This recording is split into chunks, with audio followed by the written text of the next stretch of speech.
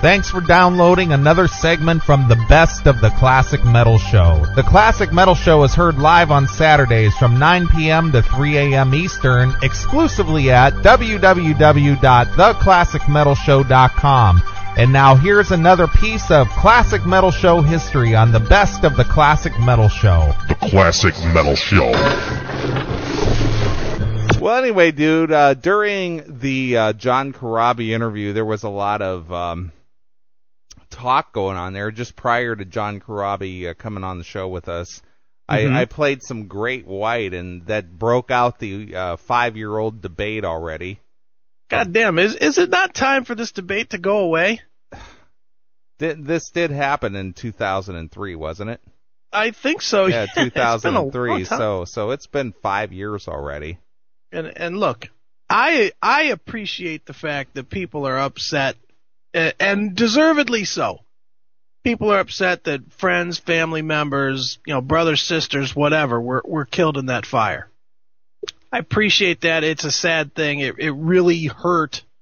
It hurt what we like to go and see, because now, I mean, between that and the Dimebag shooting, going to a club anymore is a real lack of fun experience, to me anyway. Yeah, and because of that, especially at the House of Blues.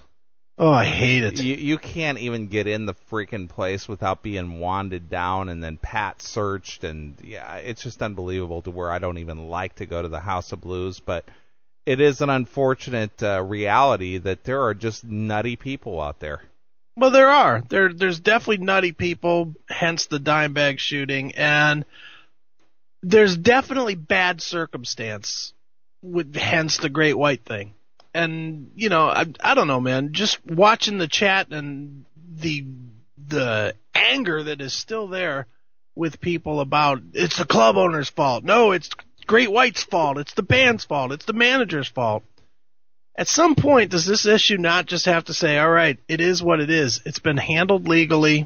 It's turned out the way it's turned out. People died. People were burned up. Some survived. Move forward. All right. Well, my thoughts on it, and I'm going to open up the phones, and anybody who wants to talk about that. Here are my thoughts on this. Okay. Because I'm going to be the Rev and pontificate and give you my thoughts and insight. Let me just tell you how it should be. Right. No, but seriously, number one, it was a very unfortunate incident. Sure. Number two, the club was not up to fire code standards. Mm-hmm. Number three, if Great White thought that their pyro would damage the fans in any way, they wouldn't have gone through and actually used it as part of their show. If they thought in any way, shape, or form that it could cause a fire or cause the club to burn down, I seriously doubt they would have gone, yeah, let's go with it anyway. Right. It's an unfortunate situation that happened. Nobody can take that away. You can't bring back the lost lives. But it's no different. It's no different, even though it was on a larger scale and 100 people died. It's no different than a car accident that happens. Nobody intends on having a car accident, but that happens, and it kills people. Right. But nobody gets in a car and says, hey, I'm going to go run somebody off the road and hopefully I'll, cause a fatality. It's just an unfortunate set of circumstances in an incident. And nobody said, this is pyro and this is dangerous to use and it'll set the club on fire, but we went ahead and used it anyway. Right.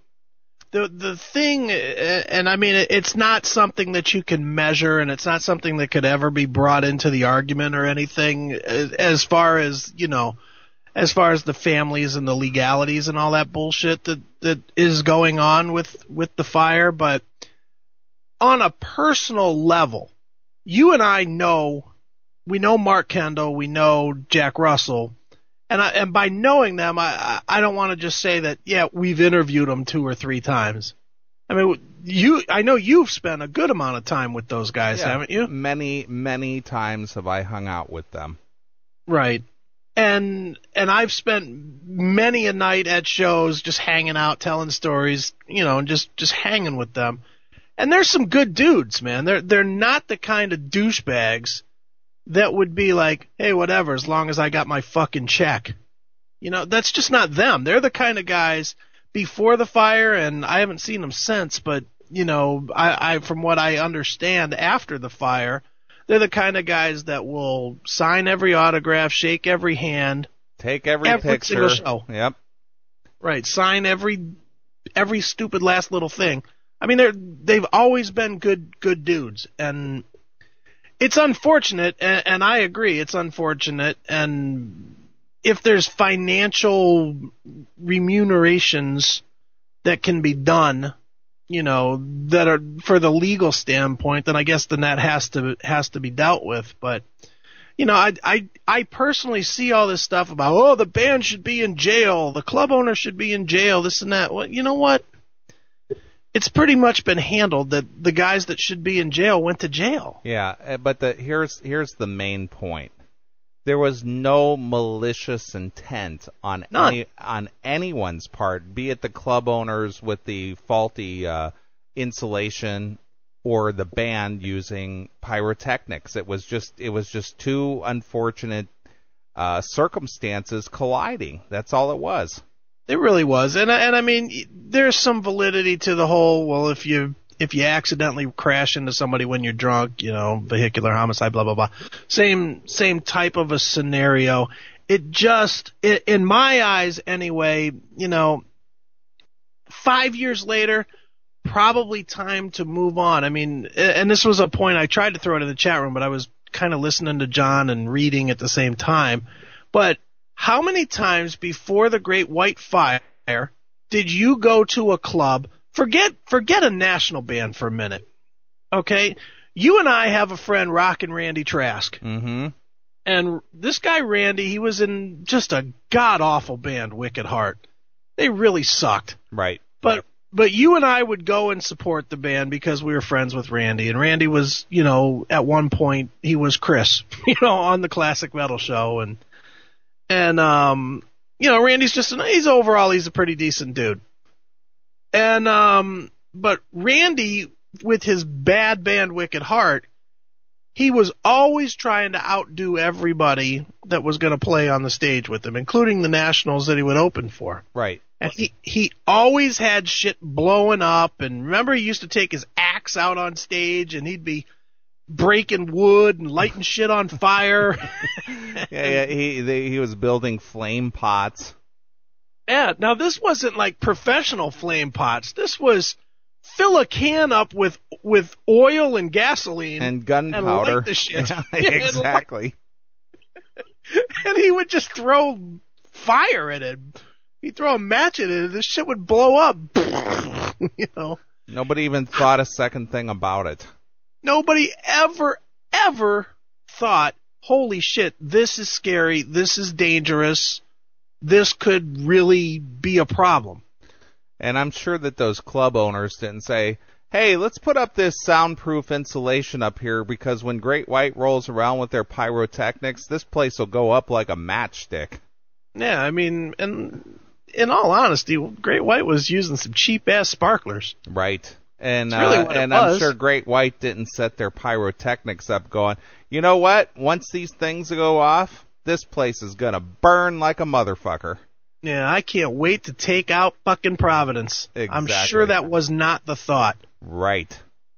But, you know, I mean, it's a passionate issue, and it's one of those things that it's, to me, the most unfortunate thing other than the loss of life and the injuries is the fact that it's these guys, this band, that is stuck with this stigma forever. Right. You know, it should have happened to Vince Neil. It should have, because he's a fucking scumbag. Right. You know, it should have happened 5-10 years ago to Stephen Pearcy, because he was kind of a jagoff at that point. Right. It should not have happened to Great White. Yeah, I agree. That's my thoughts anyway.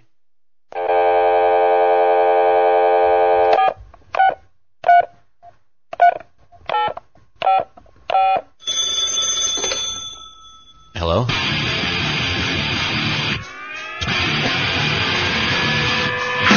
The CMS CMS phone lines are now open. Give us a call at 1-800-497-5891 and let your opinion be heard. Call now. It's 1-800-497-5891. The Classic Metal Show.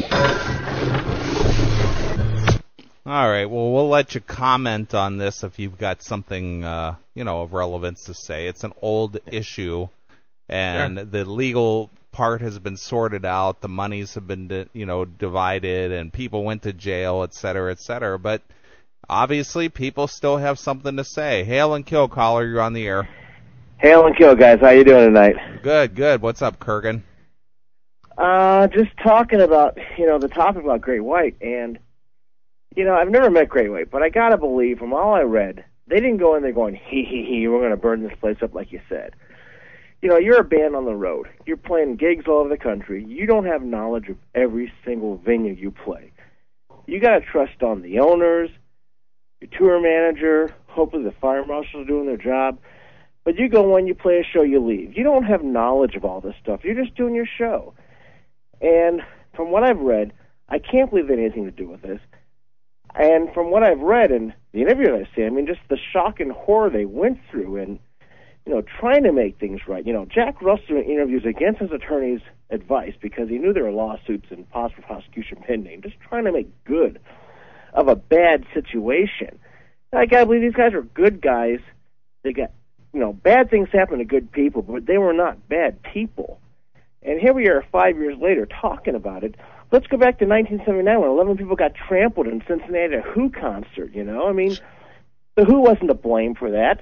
Nobody said the Who should go to jail. It was an unfortunate accident, Yeah, it's an unfortunate situation. And, when you become part of a gathering, be it a sporting event, a concert, or whatever, you're basically taking your life into your own hands. I mean, who would have imagined, like Chris was mentioning, that some lunatic would jump the fence in the patio area at a club and come in there and start shooting the band members? Yeah. And you look at this, that could have been for the grace of God, us at, back in the day at Ramones or at the Crossroads or Kicks, what did burn down. That could have been any one of us at a place that caught fire. Nobody planned for this to happen. And I feel so bad for Great White. And then Mark Kendall comes back to help out, and then he gets named in a lawsuit. Yeah, see, that's not right. Time. That part isn't right. But you know what? I look even a little bit deeper. Everybody wants to blame, or I don't want to say everybody, but a good amount of people, they want to blame Great White. And they look for who's got the deeper pockets. Well, and you know what? If you're a family member, that's fair. If you're a family member that lost somebody or had somebody really badly burned up, that's fine. You know what? You want some 5 years justice. later, I might still be upset. But where is if everybody's so angry at Great White for this fire, where is this same anger toward one Axl Rose that purposely and deliberately started a riot where a bunch of people got hurt in St. Louis? Yeah, exactly. Or Toronto. Or Toronto, yeah. I agree. And there was never the only thing you ever heard about that shit was, well, that's just Axl. That's what you heard. Yeah. I don't know.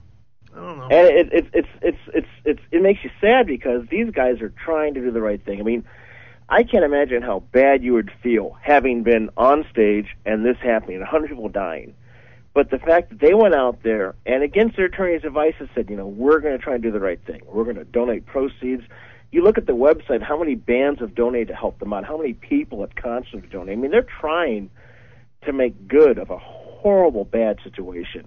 Sure. And they're just getting condemned for this. I mean, I can't imagine what it's like to be a day in the life of Jack Russell now with this on your conscience, and you're trying to do right, and you're still being condemned for it. Well, and he's just trying to make good. Well, I feel bad for these guys. I can tell you know them. Yeah, I can tell you from personal experience that Jack, after shows and prior to shows, all he does is stay locked away in his hotel room, and he just sits in there and reads. That's all he does.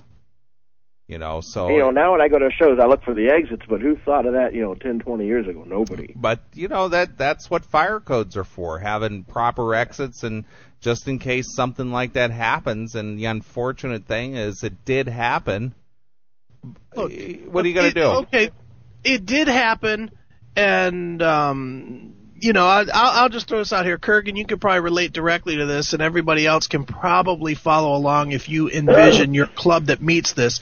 We have a club here called the Cleveland Agora, and the Cleveland Agora, it has 2 rooms. It has a big room and a small room. The small room holds probably 700 people in it, and then the big room is like 3,000 or whatever. But if there was ever a fire, Kurgan, in the small room, in the Agora ballroom, and it was a packed show, I say 500 people would die. Because there's no getting out of that room. There's one exit. I saw Ace Frehley in the small room, and I got to tell you, if there was a fire, knowing where the exits were, I don't think I could have made it. Yeah, I mean, there's one exit. It's got rails that you have to go around to get to the door. But you're thinking, you're here to see a show, not what's the safe way to get out in an orderly fashion. And there's going to be no safe, orderly, slow movement to the exit. It's going to be climbing over people. It's going to be a panic. Yeah. Right. Mm-hmm. It's going to be who can throw the hardest elbows to get out first. Exactly. And I remember the video of the station fire. People were lodged in the door. There were so many people they couldn't get out. Yeah, they were stacked up on top of each other. Yeah. I can't think a band that worked their ass off from nobody's to get someplace and were trying to come back would go there. We will use our diabolical pyrotechnics to set fire to the place and kill everybody. That will give us great publicity. These guys are fucking, blindsided by this, and they're condemned for it. Well, not only that, but they had lost one of their band members, Ty Longley, who was from Youngstown. Yeah, Sharon, Pennsylvania native, and I met the guy because he played for Jack Russell when Jack kind of broke away from the band there for a short time to do his solo stuff. I met him at the Hard Rock Cafe in Cleveland, and nice enough kid, and they lost. You met him. Didn't you also meet him at Mitch's club when he was playing with CC DeVille? Yeah, you're right. You're right. Yeah, that's absolutely right. So, so I met the kid a couple of times, and I say kid because he was only in his 20s. Mm-hmm. And nice enough guy, and they lost one of their own. So very unfortunate. So, all right, Kurgan I think. Can I say one last thing? Go ahead. I think, unfortunately, today's society, TV, and all the legal shows and sue and go to court, I think we've become a blame society, and that we just want to sue somebody, make somebody at fault. And I don't think we realize that sometimes bad things happen to good people, and it's nobody's fault. Yeah, it's just an unfortunate situation. Nobody is to really blame. It's just it happens.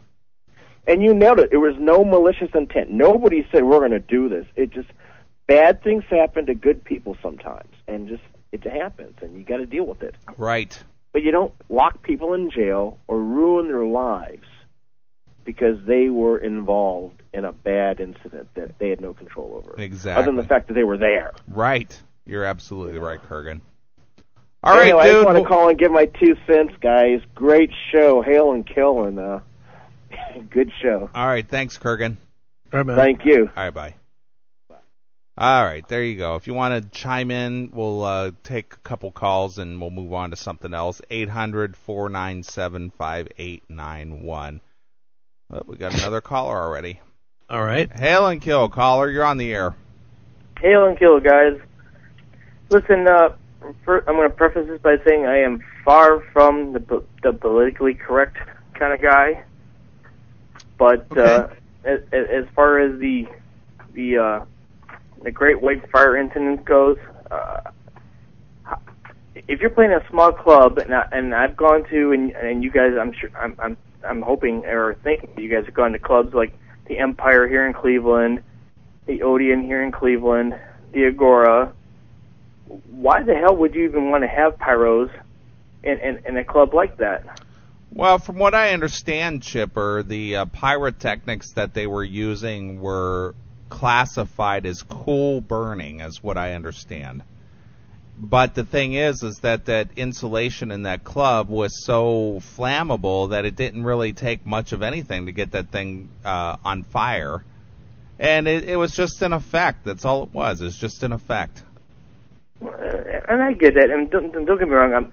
Listen, everybody in the chat room and anybody's listening to this, I'm not playing blame on Great White or anybody in particular. It's the idea that, and I've been going to the thing of playing, huge venues. If you're playing, if you're playing in concert, you should let the music play for, your music speak for itself. Why do you even need a lot of lighting? Why do you even need a lot of any pyros or anything like that? See, the opposite side of that, though, Chipper, is that people are saying, well, you didn't pay just to hear the music, you paid for a full show. And that's the opposite argument. I agree with you personally. I personally can't stand all that bullshit blowing up and stuff. Even at the biggest shows, I'm not into it personally. I just want to hear the tunes. But that is the other side. I know Neely's a big. You like the big concert experience. Yeah, don't I do. You, man? I like a show. I mean, I go there for the music, but I like the show itself too. The lighting, the lasers, the smoke, the explosions, everything that goes along with it. The lighting is great, and when you're paying for the cheap seats way back in the back up top, when you're paying $70 nowadays, at the Gonorrhea, known as the Quicken Loans Arena here in Cleveland, when you're sitting way up top in the back, you appreciate the big screens that they have showing so you can see everything. They have the camera people and all that shit so you can see what's going on. But, what do you need pyros for? What do you need lasers for? When I go to a concert, I want to hear the music. I don't give a shit what's, for the lighting or anything else like that. But when you go to a small club, especially, like I mentioned earlier, you're talking about the Empire, you're talking about the Odeon. I mean, that's a pretty. Those are places that were, kind of small places, and bands when they would play those kind of places, were kind of like on their last leg, and they went there just to promote themselves and have their fans see them. So why would you need pyro? Well, let me ask you something, Chipper, and this is kind of off base, but I want to get your thoughts on this. Sure. Because Chris and I are classifying this fire as an unfortunate accident. And I am too. Don't get me wrong. I am not. I don't want to place blame on anybody, but that's right. Yeah. Okay. Let me give you an example here. What if you were out mowing your lawn? Something just very innocent. Something that you do all the time. You mow your lawn. And you had a neighbor next door that had, say, like a 4-year-old child, and you were mowing your lawn, and your mower hit a rock in the lawn, and it launched that rock across the yard, and it hit that neighbor's kid, that 4-year-old, in the head and killed him. Should you go to jail for that? No. For manslaughter? No. Why not? Because that's a freak of nature. Ah, there you go. Okay, but what I'm asking you is if you're, say, a Great White, or let's say you're Motley Crue in their later years, or a Metallica playing in their later years or whatever, playing small clubs, why do you need to have pyro? Well, it's just part of it. Okay, hold on, Neely. Let me give a different example then. Okay. So you're at a Kiss tribute show in a club, maybe a 500-seater. And it's well known that the way Paul Stanley always ends a Kiss concert is by he smashes his guitar and then he throws the guitar out to the crowd. Mm-hmm. So the Kiss tribute band does that, and somebody leaps over top trying to get a piece of it and breaks the person's neck in front of them, and they die from it. Is the club responsible? No. But that's the same type of scenario. How is that? The guy that goes, because it's wrong, not jumping. Go ahead. No, because the reason the guy jumped over was because he did something that's outside the norm of playing the music, which was throwing the guitar into the crowd, which in this circumstance is almost the same as having fireworks as an addition to their show. Well, no, because if you throw pyros in a small club thing, there's no reason to have pyros in there. Where if you're smashing up a guitar, and some jackass at a tribute band, seeing a tribute band or anything like that, wants to decide to throw himself up onto a stage to grab a piece of a guitar or something like that. But was it necessary for him to smash that guitar up and throw it out in the audience? No. That's the point. It's no more necessary, and somebody's just as dead. But pyros are a, let's see, I don't know how exactly to term it, but pyros are an unnecessary thing. I know what you're going to say about the guitar thing too, but pyros are more not deadly, but more God, I can't even think what the term I want to use. But the fact that pyros are more harmful or whatever than a broken guitar. So when a guy goes to American Fireworks and buys a bunch of fireworks and blows his hand off, should the pyrotechnic company that sold him those fireworks be responsible? No. But it's the same thing. Because how it works here in Ohio, allegedly, you're supposed to sign this little form, and the fireworks company doesn't care after that. I mean, don't get me wrong. I'm not trying to say that Great White is to blame or anybody is totally to blame. Everybody is to blame, because if you're looking at Great White, and again, this goes back to the thing that I mentioned earlier, that if you're a band, it should be totally about your music and your stage show. Who the hell cares about pyros? Who the hell cares about light show? Although, to Neely's point, if I'm paying $80 for a ticket to see a show, yeah, lighting and all that shit is great. But if you're paying $25, $30, $40 anymore to see a Great White, an LA Guns, or God help me, Trickster in a small club, why the hell would I care about pyros? I want to hear their old music. You know what I mean? They're there for the music.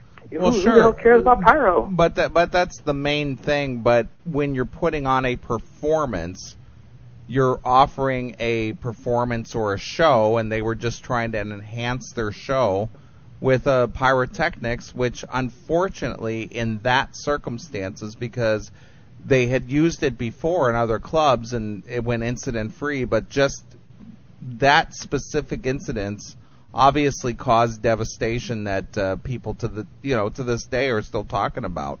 Right, and before you answer that, Chipper, let me come back one piece further, because I want to answer your question about why they still were using pyro, and I'm not necessarily saying it's Great White, just in general, these bands that are rolling down the hill of success, they're still trying to bring, and this is every band, they are all still trying to bring as much of what the show was that people remember seeing in the big room to the little room. And Neely, you've been around enough bands to quantify that. No matter what size room any band is playing, they always want to bring as much of the big show that they used to do to that room. Sure, because it was a past glory, and that's what people remember about them, and that they want to entertain the folks, and the way they remember being entertained originally by that band. Even back in the MTV days, when MTV still showed videos, a lot of the bands that did videos on MTV, they brought that MTV video out on the stage. Right. They dressed the same as the video. They tried to do a lot of just like Cinderella, for example. On the Cinderella videos, those guys were swinging guitars around their necks, and they had, various stage props and stuff. Well, they brought that to the road because that's what sold you on wanting to see the band, is because, wow, that MTV video kicked ass. I want to see that in front of me live. But if you have let's call it a legacy, if that's what you want to call it. If Motley Crue, or let's say Kiss, or someone that decided to play places like the Odeon or the Agora and something, would Kiss freaks, feel free to chat room in this on this, or call in with this. if you went to see a Kiss tribute band or even Kiss when they were in their latter years, when they were pretty much done, would you go to see the stage show that they put on, or would you go for the music? You're not going to see a Kiss show without Gene Simmons spitting fire. That's not going to happen.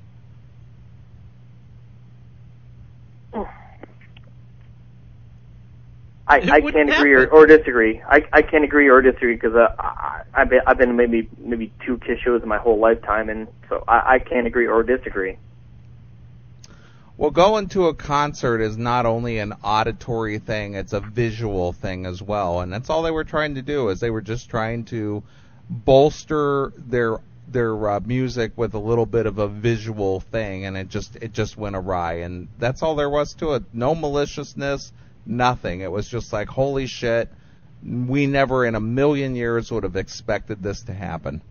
I totally agree. And I hope I said this at the beginning of this conversation that I totally agree with that. I mean, it was the fluke thing. I mean, there's no way, shape, or form that one certain person or anything like this could have, thought that this was going to happen, or anybody it was malicious in any way, shape, or form.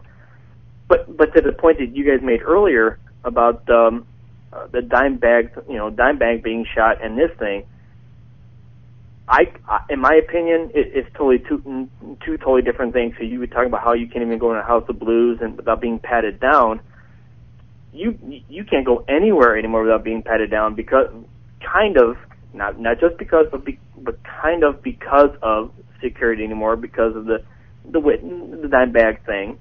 But the Dimebag thing, some guy walks in with a gun and getting shot, has nothing to do whatsoever with what happened with the Great White situation. Well, the comparison there is there were people at a club to see a show, and nobody expected a gunman to come in there and start shooting the place up. Same thing. Nobody expect the place to catch on fire either. And I'll say this, since we're talking about House of Blues, in 80% of the area that you would be in a House of Blues, if a fire broke out, you're dead. There's no getting out of a House of Blues, especially if you're upstairs. There is no getting out of there. Let me just say this real quick. I've yet to go to the House of Blues in Cleveland because I just don't care to go to downtown Cleveland. Period. What's there? So the Tesla concert that we're going to go to on October 15th, hit CMS Night Out, Cleveland, October 15th. I don't know what to expect. I mean, they could said their general mission, but I don't know what to expect. So I don't know what the place is like. That's awful. All right, Chipper. Well, I think you've had your say. So is that it? Yeah, that's it, guys. All right, dude. Talk to you guys. All right, thanks. Hail and kill. Hail and kill. All right, bye. Bye. All right. Okay, I'll let you get one or two calls in here, if any. 800-497-5891 if you've got an opposing point of view or just a point of view in general, and we'll let you put it in there. Right. Speak up. So there you are. There's Kurgan and Chipper who are arguing it out in the chat room. And right. I think Chipper probably will have to say that he has to bow to the situation. Hail and kill, caller. You're on the air. Hail and kill, gentlemen. It's the doghouse. What, you give up on me? You think I wouldn't call tonight? Doghouse in the house. You got it. Large and in fucking charge. What's on your mind this evening? Well, look, first of all, to add another example to the whole to use pyro or not use pyro debate, look at it this way. Every year at the 4th of July, several people, probably half a dozen people across the country, get hurt in fireworks displays. Probably more than that. What's going to happen? But if your town says, oh, well, we're not going to have fireworks this year because somebody might get hurt, people get pissed off. That's just what you do, you know what I mean? That's right. And, when you go to a fireworks display, you think, well, in the back of your mind, I guess there's a possibility that somebody might get hurt, but not me. Well, look at the people who go to those air shows. No, no one expects one of those jets to come out of the sky or a plane to fall out of the sky and mow down anybody or whatever. They go there to see the show. But that car race back in the 50s where the Mercedes flew off the track and into the crowd. Well, it happens at the Indy 500 or any racetrack where a car will leave the track and fly into the stands. Or what about getting hit by a fly ball at a baseball game? Yeah, good point. Or that girl a few years ago who got hit by a flying hockey puck out of the rink and got nailed in the side of the head and killed her. Yeah, or you brought up the Kiss guitar smashing example. Some chick tried to sue Paul or tried to sue Kiss a couple of years ago, didn't they? Because she got her finger hung up on the guitar string as she was fighting over part of the guitar with some dude, and her finger ended up getting broken or some damn thing like that. And somehow it was all Kiss's fault. Right. And that got thrown out. And obviously a broken finger is different than 100 people getting killed, but yeah, exactly. Nevertheless, it's an unfortunate incident that happens, and nobody intended that to happen. It wasn't malicious, and nobody thought, hey, let's throw this guitar out in the audience and let people fight over it. Maybe somebody will use one of the guitar strings and decapitate someone. And you could say the Great White thing is an unfortunate incident, but I also like to think it's a total system failure. It's not just one person, but several different groups of people not doing their fucking job. Right. The club, they put this garbage up on the wall. Then the fire inspector, who's supposed to inspect this thing and say, hey, you can't do that, you got to take that down. Well, he let it go. And then it's people in the town for letting it get to that situation where the fire marshal's not doing his job. It's like there's so much blame to go around. It's not even worth assigning blame for something that's that big. Well, yeah, that was kind of our point the whole time at the beginning. Is it happened, but you can't really go around looking to fuck everybody that was involved, because everybody that was involved was everybody that was there. That's on right. some level. It's like people that want to assign more blame for 9/11. Aside from blaming the terrorists themselves, they want to say, well, it's our fault for not doing this, or and it's everybody's fault. It's your fault. It's my fault. Right. It's unfortunate, Doghouse. That's all we said. It's just it happened. It was unfortunate. Nobody just went out other way to make it happen. It happened, and what do you do? I mean. And it's unfortunate it didn't happen to Brett Michaels. Oops, sorry. All right, Doghouse. Yeah, you guys talking about Stephen Piercy. Stephen Piercy, what the hell? Brett's more deserving. Yeah. I don't know. A couple years ago, you might have thought different. Yeah. Steven was a real cock, and he knew it. He said so. At one time. Right, All right, Doghouse. That's my 2 cents until I find 2 more. All right, cashed in. All right. Hail and kill. Hail and fuck you, pal. All right, bye. Doghouse. 800-497-5891. People are passionate about it. They are. I'm stunned at Metal Generation's answers in the chat. What do you mean? I think Daryl Keck is smoking the laced chronic tonight. He thinks it was showboating from Great White. Wow. Hail and kill, caller. You're on the air. Hail and kill. This is Joe, one of Chris's old basket weaving friends. Oh, nice. What's up, man? Hey, I'm just calling about the Great White story you guys are talking about, because I was actually in this fire, and I thought maybe I'd give a different point of view. Yeah, I'm sure you can.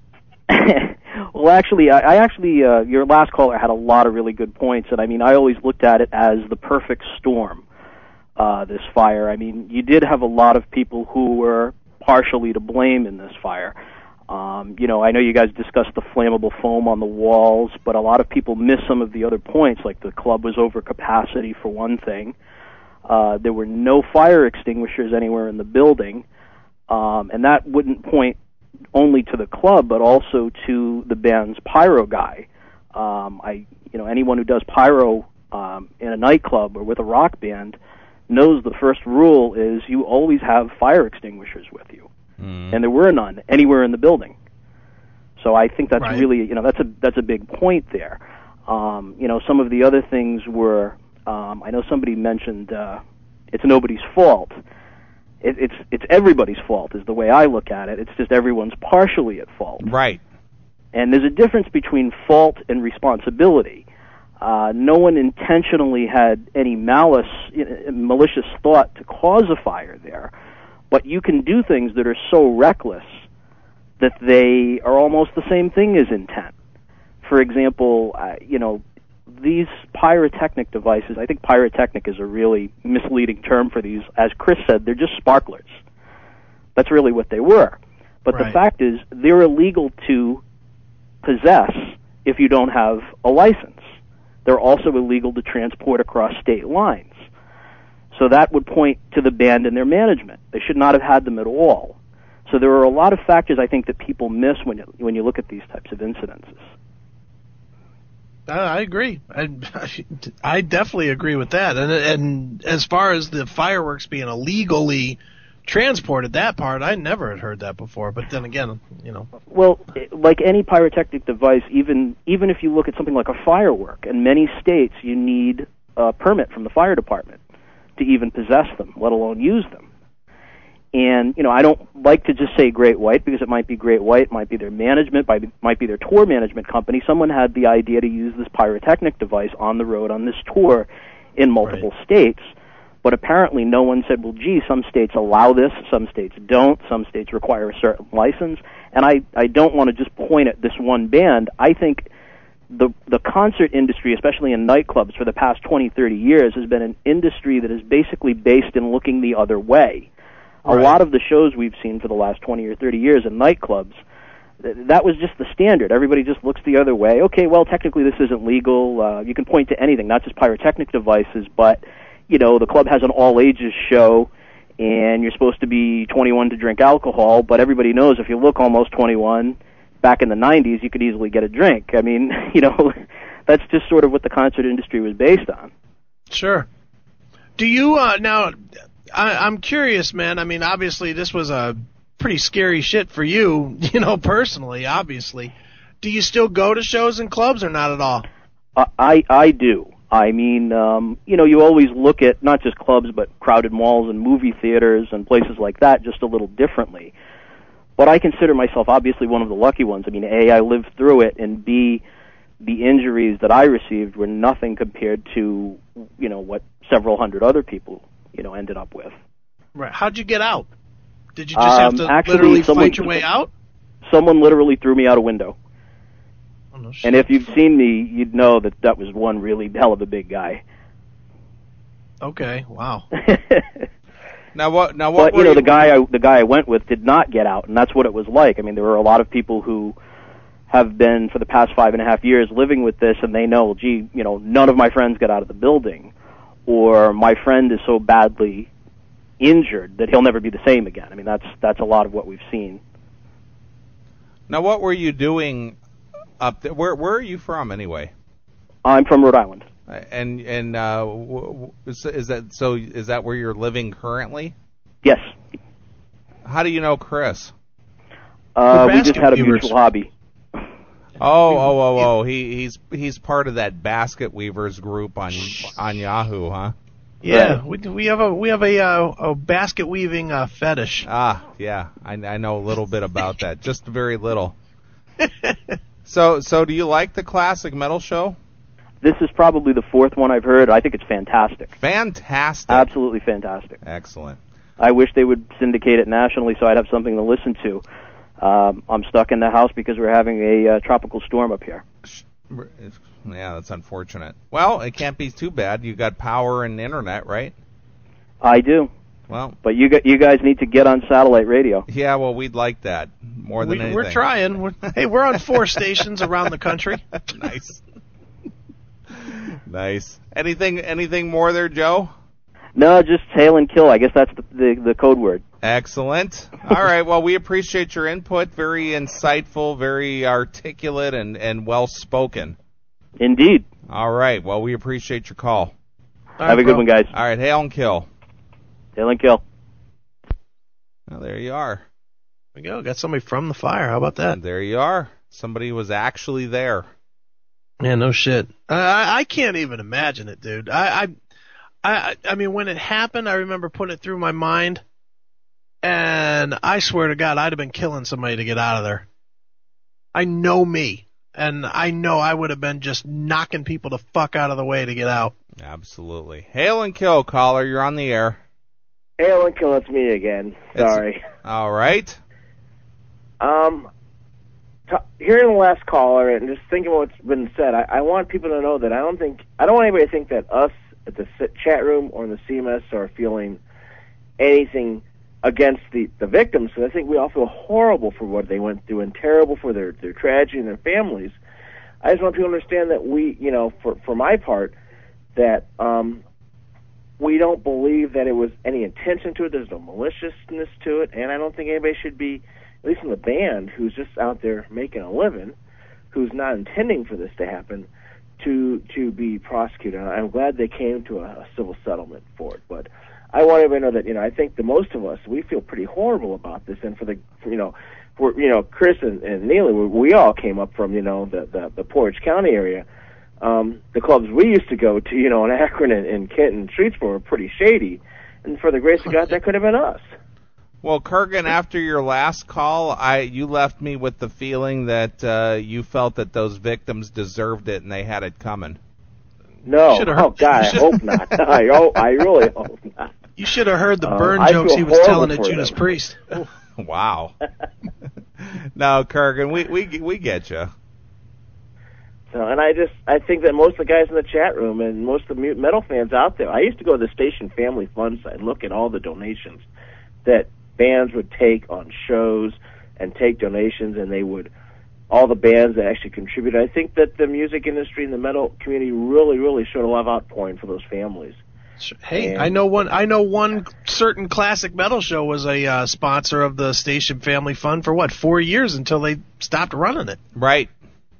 So I think that, we definitely feel for them. I know when I go to shows now, I look for exits when I walk in. I do, Sure.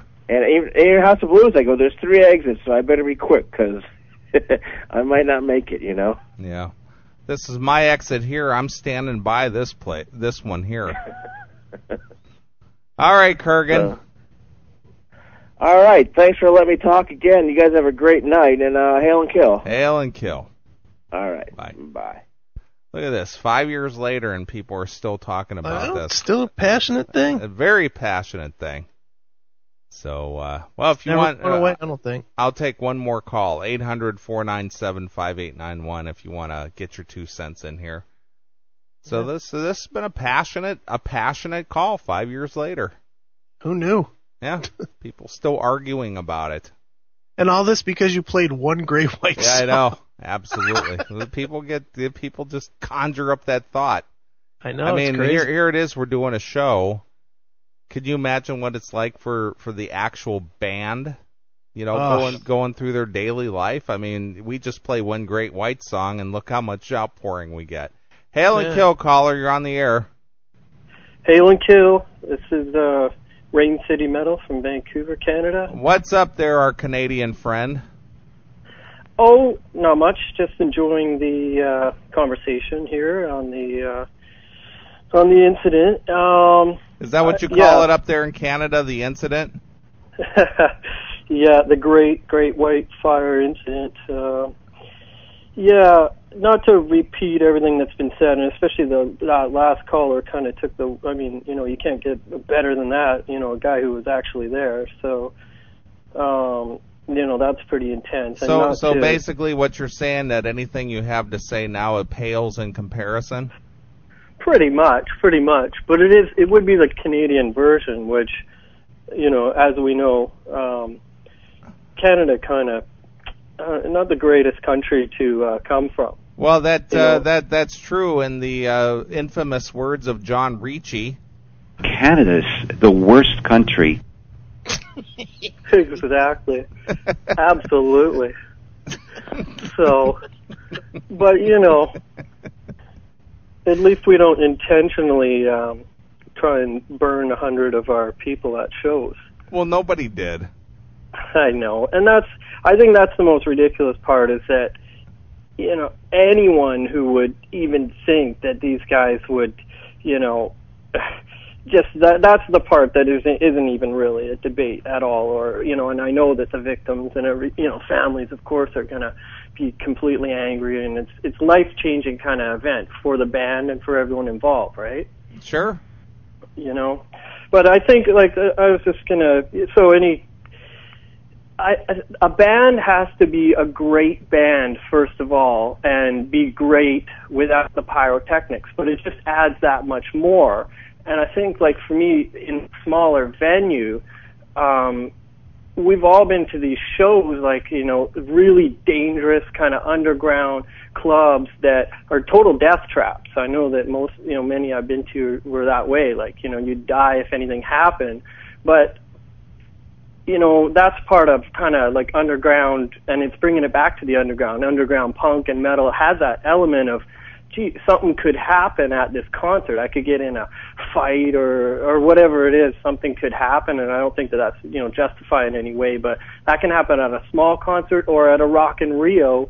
When Dickinson will try and stop 50 people from getting trampled. But there is a bit of an element of a heavy metal show can be dangerous, and I don't think that'll ever change. Especially if Chris is attending. Absolutely. But it just makes it a small club experience if you add a little bit of that stuff, like there's a band here called Zimmer's Hole that's some guys from Strapping Young Lad and they do this show that's always a small club thing, but they add all this props and blood and gore. It's almost like Gwar kind of thing, and they have pyrotechnics, and it's in a very small club, and I don't know, it just brings it that big concert feel, and you paid $10 and you feel like you got your kind of experience worth. You know what I mean? How cool is that? How cool is that? Absolutely. So, but it's Canada, so we do things a little different up here. I am loving this. I mean, my God, you guys gave us Anne Murray. How different could it be than that? Yeah, so that's about it on that. Anything Canada's else you guys the worst country. Well, I think Go back to raping Anvil horses or used some pyrotechnics here and there too. Right. You Canadians, you're walking on the edge up there. Totally. We'll throw some snowballs at you too. Very nice. And that's the thing, like we would have just doused that fire in snow if it had happened, right? Sure. Or beer.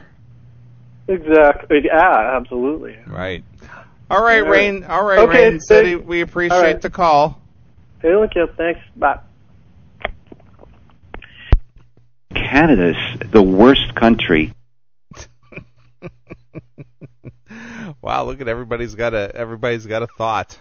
Boy, Metal Generation is just fired up. Is he? How come he's a pussy and doesn't call in then? Oh, and I'm agreeing with him about their music either, but boy, he does not like Great White. I was saying that they were dicks. Oh, that they weren't dicks. I don't like. They think they wrote a great album since One Spit, and so why the pyro? I disagree with that. I think the only good album they ever wrote was after Once Bitten. I like Let It Rock, and of course you like their latest one. I like the latest one. Let It Rock was okay, and I think Shot in the Dark was probably their best, their peak.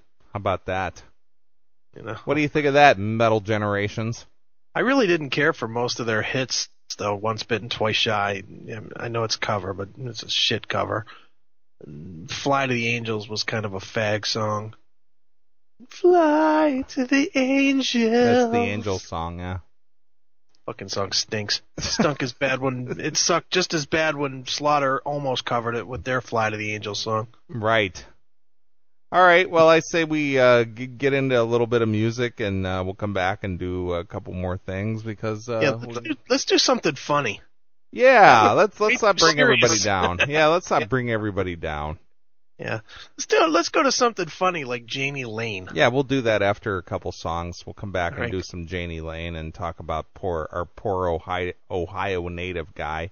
Just can't keep it together. Yes. All right, well, let's get into a couple tunes, and we'll come back. We'll talk about Janie Lane getting the boot from Warrant once again. So I'm going to play a little Dokken tune here, and this is Dokken from their Tooth and Nail release, and this is Into the Fire exclusively here on your Classic Metal Show. Thanks for checking out the Best of the Classic Metal Show. You can tune into the Classic Metal Show live every Saturday night from 9 p.m. to 3 a.m. Eastern, exclusively at www.theclassicmetalshow.com. The Classic Metal Show.